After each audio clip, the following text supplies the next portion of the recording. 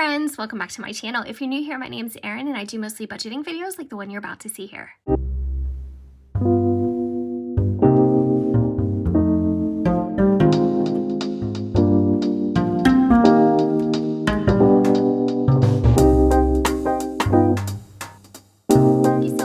Stopping by and tuning in. If you are new here, just know that I am uploading a video every single day in the month of January. I may be carrying that over until February, but we'll see how everything goes. But in the meantime, it is Wednesday's video, and Wednesday is for goals and savings right now. So that category or subject matter could change in February, but right now we're going to stick with that. And I'm excited to show you guys my new cash envelope binders that I got on Amazon. And if I can link these down below, I will do that before I upload the video. I was searching for some new binders or wallets, however you want to call them, with snap closures. So if you've been watching my videos recently, you know that I'm using this kind of like a poly leather, faux leather pink binder, and it has a really weak magnetic closure that you have to kind of manipulate and, you know, press it down to get it to stick. And I just thought after a while that's probably not going to end up working out, because you guys know the more you stuff your sinking funds, especially if you're using smaller bills, which I could change that. I could, you know, start cashing bills in for larger ones, but the more you use additional bills, the more strained that this will become. And I can see where this will probably end up cracking because it's already starting to separate a little bit. Oh, please excuse the nails. But in the meantime, I thought that I would reorganize my sinking funds because it's something that I wanted to do when these arrived. I also wanted to make a list of my funds, and I do have a printable, but I just don't have it printed out. So as soon as I do that for this binder, I'm using a tool notebook cover on a Happy Planner, and that is the system that I'm using for my budgeting. As soon as I print out the printable that I created, I will be replacing this list. It's just a very crudely drawn list, and I thought that it would just do the trick for right now. For the purposes of this video. This is my Budget With Me printable that I've been using. And I like using the Big Happy Planner for budgeting because it just affords you so much space and opportunity to tweak that space and white out some lines and create new margins or whatever it is your heart desires to make your system work for you. So I would say you definitely don't need printables to be able to have a really cohesive and organized looking and functioning budget. You can even do this same exact thing in a notebook. You can just write your dates in. You don't have to have anything special at all. When I first started budgeting, I didn't use a planner. I didn't use anything. I mean, I referred to a calendar, of course, because I liked to plan when I was paying bills, especially when we had a lot of different debts going out and payments for debts every month. But I just used a spiral bound notebook and it worked fine for me. At one point I used a composition notebook. It just depended. But let's get into these. I love these so much for a couple of different reasons. First of all, they come in tons of different colors. This, of course, is not a sponsored video, but I just wanted to share this with you because when I see something that looks like it's going to work really well, I want to pass that along to you. But like I said, the reason why I picked these specifically is because they did come in so many colors and also their snap closure. So it's a really nice, tight snap that is very secure. And so I'm just totally happy with that. And they're not painted snaps, so you know the paint isn't going to wear off after a while. So they're pretty well made and they were affordable. So inside, as you can see, they come with your standard Ziploc baggy style envelopes. And I kind of have a love-hate relationship with these because I don't like when these get too bulky, so I'm going to have to maybe flip them so, you know, when they're closed, the zippers go in different directions. But this is really nice because it has a card holder in both areas here, so you can either put stickers in there, cards, you can stick in some extra cash with a paper clip, whatever works for you. And then it has obviously a long pocket. So if you wanted to use this as a wallet, which is probably what I'm going to end up doing as I continue to use cash for my variable expenses week to week, you can definitely throw some other things in here, something that keeps this nice and handy, but it's still, you know, it's still a good size that you can throw it in a medium to large size purse or tote bag. And my nails are atrocious, guys. I'm so sorry for that. It's not what you want to be looking at. So, My hands are just so dry. Oh my gosh, they look like they're 200 years old. All right, so what I want to do is I want to take the money that I have in my sinking funds that are in here currently, and I want to switch them into here. I think this color was called Blue Jeans or something. It's a really nice, it's kind of a navy, but I don't know, it's just a really nice color. I do have a Cricut, so I could personalize these, but I'll be honest with you guys, it has been so long since I used my Cricut. Maybe more than a year, maybe 2 years. I don't even know at this point. I can't remember the last time I used it. But it does come with these stickers if you want to use these, and they're just like a simple label style. But for right now, I'm not going to label the plastic envelopes themselves. I'm just going to use the little budget sheets that this binder came with to keep everything organized. So I'm grabbing my sinking funds, and I'm going to write down on my list as I transfer them into the new envelopes. I'm going to write down my totals, and then I'll have, you know, something like a running live, I don't know, kind of a sheet, a spreadsheet, a handwritten spreadsheet, and then I'll have that to refer to, and then I can use that when I go to stuff them again. So the first one I have is mom flooring, and if you wonder what that is, it just means that my husband and I decided we wanted to surprise my mom with some new flooring. She lives in a condo, and she's, you know, she's a mom who doesn't want to take anything, and she's such a giver, and she always wants to do things for us and for people, and, you know, she just doesn't ever want to take anything. You know, you ask her, what do you want for Christmas or for your birthday? And she doesn't need anything.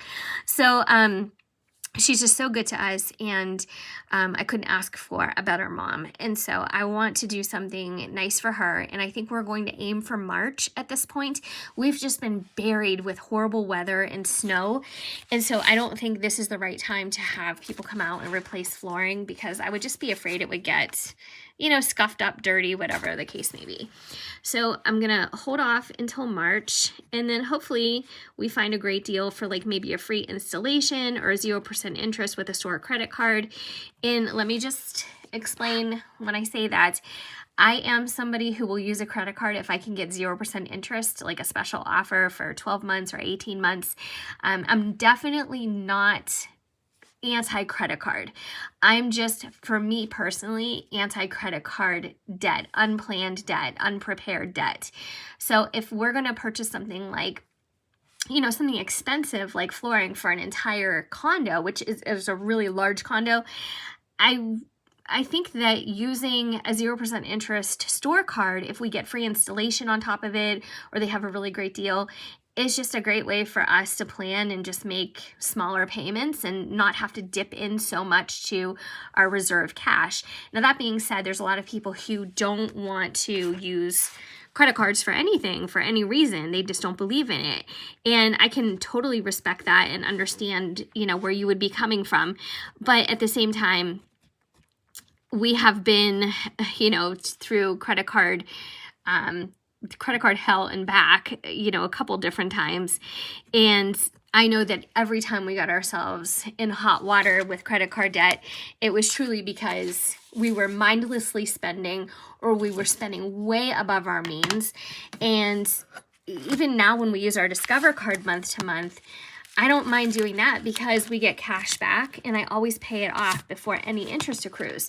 So I think as long as you're doing things intentionally, you're being mindful about everything, and you're making informed decisions about your spending, I think that's okay. But again, that's just my opinion. Maybe not everybody will agree with that, but that's just how I see it. And I've learned a lot. I've become much more mature with our spending, and far less, I guess I could even go so far as to say far less erratic with our spending, because I used to just love to shop. I mean, I was like, you don't even know. I was just, I don't know. I just loved to shop. Just go buy something, buy anything. And I don't know why that was. I think people do those things for different reasons. And it was just a really bad habit that I got into, and it got me into trouble. Now, some of our other debt was student loans, or it was renovation on our home. We put in an air conditioning system that required the cutting of ductwork in our entire house. I'm covering up my hangnail I'm so embarrassed about my nails. I should have never done a video like that. But, so we had some, you know, some large expenses over the years. But some of it was also just mindless, irresponsible spending. And so, I don't know, just moving forward, I just have a different take on things because I know how difficult it was for us time and time again. And when I say time and time again, like I said, it was more than once. I know how difficult it was for us to actually pay those things down, and the effort that it took, and the things that we had to go without, and the extra side hustles and work that we had to do. And it just is not worth it for me to ever go down that road again. That being said, you guys are probably like, well, then don't use a credit card. Don't risk it. I guess I don't look at it as a risky behavior. I just look at it as something that I'm planning. And I think as long as you follow your plans for something and you remain disciplined about it, I think that's okay. So anyways, that's just a long explanation about my 2 cents about credit card debt. But I do follow Dave Ramsey for a lot of different things. Number 1, cash envelope system. I think that's a great thing. Emergency fund, you know, baby steps, even though I haven't always taken the baby steps in the right order, or maybe I skipped ahead, or whatever the situation may be. But at the same time, he is like so anti-credit card, and if you don't have the money for it right now, don't get it. And sometimes I think, well, geez, that's really easy for somebody who is like a multimillionaire to say that, because he's always going to have the money right now. Not that he always did, but sometimes that's easier said than done. And renovation. So I have $1,480, and that's for a home renovation. And I'll get into that more in a minute. But sometimes that's easier said than done. You know, it depends on your situation. And so, you know, I don't think that my husband and I are ever going to be the people who are like, you know what, let's put an addition on our house, and oh, it's $60,000. You know what, let's write a check. I just don't think that's ever going to be us. And I'm not saying that's a bad thing. It's just not. I have to be realistic. And my channel is about budgeting, but it's more about, this is my main sinking fund, so it's like a blanket or umbrella savings. My channel is about budgeting, of course, but it's more about my personal journey and how I've made things work, how I've turned things around for us as far as, you know, regarding debt.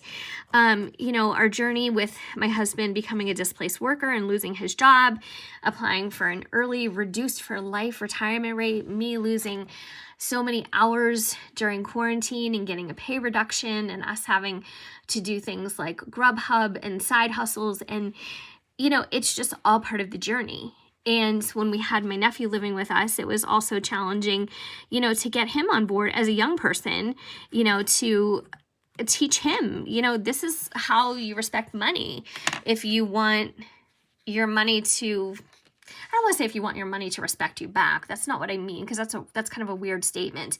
But he had to know, you know, the basics about also getting away from mindless spending, and how to respect the money that he was working for.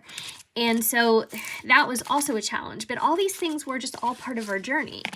And that's what this channel is all about. It's just about me being transparent with you guys, which I don't mind, because I don't think money for me, in my view, is not so personal. It can be personal, you know, depending on who your audience is, who you're talking to, and what the purpose is of that conversation. You know, if somebody's just being nosy because they want to one-up you, or they're being nosy because they want to compare, then yeah, money can be personal. But as far as like, you know, some people may wonder, like, why would you put how much you make every other week, or why would you put how much money you owe on your channel? It's so public. It's public, but it's not. I'm not saying, hey guys, you know, this is where I am. This is my credit card number and social security. Here's my address, and here's how you can access my bank account to watch my spending. I mean, there is a certain vulnerability to doing something like this and to explaining things the way I do, because I certainly, who wants negativity or a negative response or criticism? Of course, nobody does. But I put it out there because I think that there are probably quite a few people who have either experienced what I've experienced, or maybe they're going through something similar at this time, or maybe they can just relate because your situation is similar. So I don't know, I do it for different reasons, but I definitely don't do the videos on this channel so I can teach people that you need to do things exactly how we did. Because if that were the case, let me tell you, there's about a list of 100 things that I would do differently than we did to save yourself some aggravation, financial aggravation. But, you know, I put it out there because, I don't know, maybe it'll help you guys, and maybe we can do this journey a little bit together. You know, when I do my Schedule Like a Boss series, or when I do things like this and just write out, you know, just a simple handwritten schematic, a little handwritten spreadsheet, you know, maybe that's an idea that you can borrow and you can do that yourself too. If there's any other channels or people who are watching what I do and you do the exact same thing, I think that's awesome, because I feel like that's why I'm here. Definitely do the same thing, copy, take screenshots, you know, do a similar notebook, write it out exactly the same way. I mean, I think that's fantastic. If there are ideas that you can get, perfect. I think that's why we're here, to help each other. You know, I like to be drama-free, and I like to be as helpful as possible. That's all. And I've made some really good friends along the way doing that. So I have my furniture fund, which isn't 100% necessary at this time with everything else we have going on, but it is a want. And since it is a want on my list, I'm going to do a little fund for it and add to that fund as much as possible. I'm going to have to start snapping this because I don't want them to come off. But you can see already these envelopes are starting to straighten out, which is perfect. That's exactly what I wanted it to do. All right, so that's that. And lastly, I have my Black Friday fund. And right now I have, excuse me, $250 in here. And I think what I wanted to do, I'd have to look back at my notes, because I haven't really, I've been paying attention to this and knowing what I want to do for this, but at the same time, it really hasn't been registering with my brain for some reason. But I think I wanted to save $150 a month, and I wanted to be ahead a little bit. So I'm already into February, so I just need to add an additional $50 in February to have $300. And then I wanted this all to be finished by Black Friday. It is a Christmas fund, but I think Black Friday is kind of like the official kickoff of the Christmas shopping season, even though some people, and I have done this myself, you know, if you see something during the year, you just buy it and you kind of stock it away and you have it. But I don't do that very often. I find also that the sooner I start Christmas shopping, the more I buy. And that's just because my system is not disciplined. For Christmas, that's something I really need to hone in on, and I need to somehow perfect, is the planning for the spending, the planning for our gift list, because we have so many people in our life that we exchange with or buy for, and I love that. I absolutely love that, and I wouldn't trade it or say, you know what, I just don't want to buy for all these people anymore, so I'm not going to. I love giving gifts at Christmas time, and so I'm not trying to get out of any of that, but at the same time, I also think that I go overboard sometimes, and so I need to be a little bit more careful about how I'm spending and how much I'm spending. So right now I have $250, and I think that's a pretty good amount. You know what I should have done? I should have made this like a belly band style. I should have folded this so it just fit around the money. That was kind of dumb. I don't know. Hindsight, right, guys? All right, so I'm going to put this in here, and those are all the funds I have right now. And as I go along and I think about plans, and I think about all the things that we want to do this year, because it has been a freeing sense in a lot of ways to know that we've decided to stay in our house and do an aggressive payoff plan. But at the same time, it also makes me think of all the different things that we want to to buy, to improve upon, to spend for our house, to renovate. And so the more I think about that, the more I think, well, I need a fund for that, or I should probably put some money aside for this.